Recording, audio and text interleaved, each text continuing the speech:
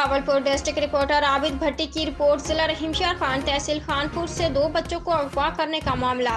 Police ने दोनों बच्चे अहमदपुर शिरके से बरामद कर लिए। अहमदपुर शिरके पहले बहावलपुर में पुलिस ने रेड किया और बाद में अहमदपुर शिरके में पुलिस को कामयाबी मिली।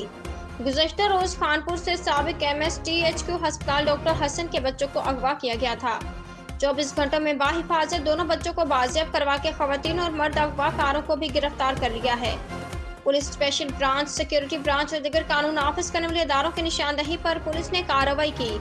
दोनों बच्चों को अहमदपुर शिरके से बाजियाब करा लिया गया है। मुकामी पुलिस, सिटी सदर और थाना डेरा नवाब साहब पुलिस भी हमरा थी। शहरों की जनाब से DP बहावलपुर से मुतालबा के अरसद रात से शहर अहमदपुर शिरकिया मोटरसाइकिल डकैती की वारदातें हो रही थी। मुकम्मल तहकीकात की जाए ताकि शहरी महफूज रह सकें।